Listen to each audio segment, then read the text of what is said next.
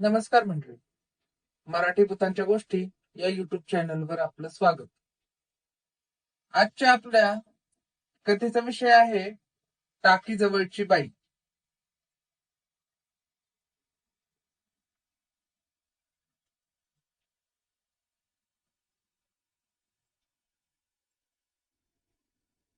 ही घटना आहे 2018ची, म्हणजेच साधारणतः 5 ते 6 वर्षापूर्वीची गोष्ट आहे. मी तेव्हा 4थी ते 5वीला असेल. माझं गाव नायगाव. ही गोष्ट आहे तिकडची. मी आणि माझे कुटुंब सदस्य आम्ही सर्वजण माझ्या मावशीच्या घरी म्हणजे चिंचोटीला घरातील काहीतरी एका कार्यक्रमासाठी गेलो होतो.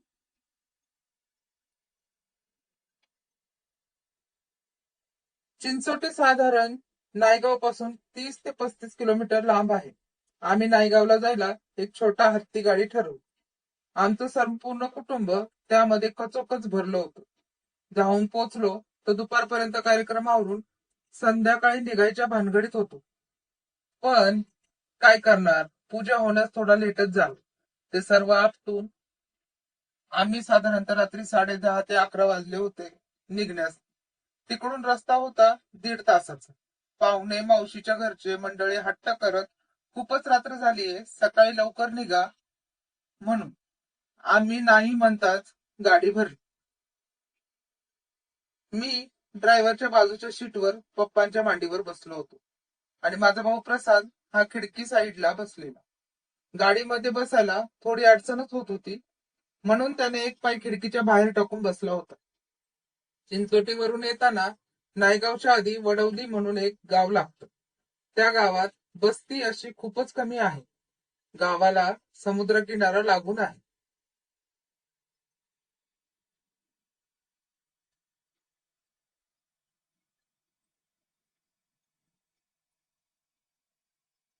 जाताना रस्त्याच्या बाजूला एक पाण्याची मोठी टाकी आहे. दिवसभर कामी करून खूप वैताग आलेला सर्वजण दमले होते. माझ्या सहित रात्रीची ही वेळ, त्यामुळे झोप येत होती. त्यामुळं मी जरा झोपेतच होतो, पण डोळे उघडे होते. टाकीचा रस्ता लागला. अचानक माझी नजर त्या टाकीजवळ गेली. पाहताच त्या टाकीच्या साईडला रस्त्याच्या बाजूला एक बाई तिच्या मुलाला घेऊन उभी होती. ती आमच्या गाडीला हात दाखवून लिफ्ट मागत होती.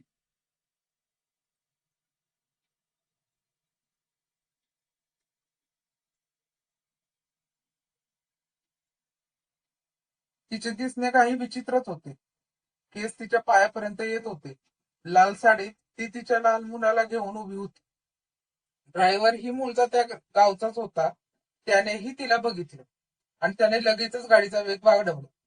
आम्ही घरी येऊन सर्वजण दमल्याने लगेच झोपी गेलो.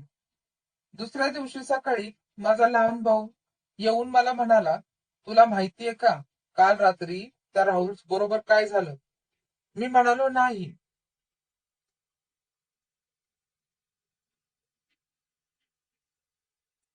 मग त्याने सांगितलं, अरे आपल्या मागून जो तो सचिन येत होता त्याची जीप घेऊन. त्याला वडवली जवळ रस्त्यात बाई दिसली. लाल साडी, पायापर्यंत तिचे केस होते. तिच्या लहान मुलासोबत उभी होती ती. तिने याची जीप बघून याला हात दाखवला. याने जीप थांबवली. ती म्हणाली, नायगावला सोडता का जरा?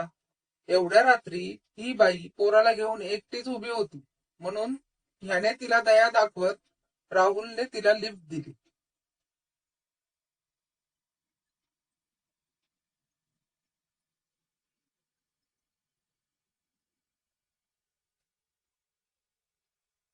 आणि हा निघाला नायगावला यायला. आपलं गाव सुरू होताना जे शिवचं मंदिर लागतं ना, तिथे आल्यावर याचं लक्ष मागे गेलं. तर ती बाई पोरासकट गायबच. ना जीप मधून. हा जाम घाबरला. 90च्या स्पीडने त्यांनी जीप पळवली. गावात आला आणि गावातल्या माणसांना हा प्रकार सांगितला. तेव्हा एका वयस्कर आजोबांनी त्याला म्हणाले, एका बाईने आपल्या पोटच्या पोराला घेऊन काही वर्षापूर्वी त्या टाकीत आत्महत्या केली होती. तेव्हापासून ती दर अमावस्याला कोणाला ना कोणाला तरी दिसतेच. असेच काहीतरी भास होतात.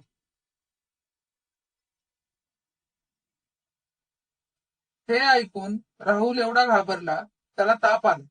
रात्रभर तापाने फणफणत होता आणि आज सकाळी त्याचा दुर्दैवाने मृत्यू झाला.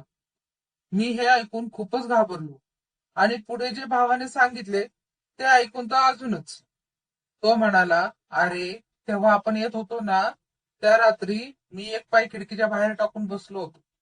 आम्ही जेव्हा त्या टाकीच्या रस्त्याला लागलो तेव्हा मला पण थोडा भास होत होता. गाडीत जागा पण कमी होती, म्हणून मी कसे तरी तडजोड करून बसलो होतो.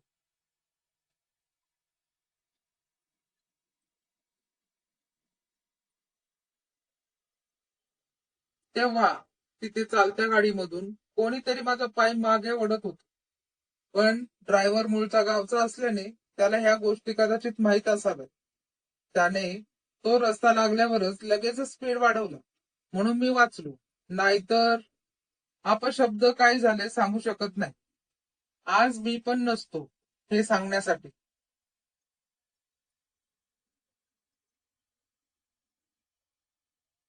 माझ्या भावासोबत घडलेली ही घटना मात्र आम्ही आमच्या घरच्यांपासून दूरच ठेवली.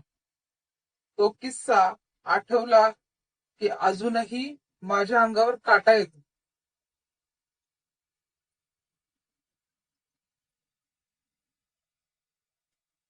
धन्यवाद.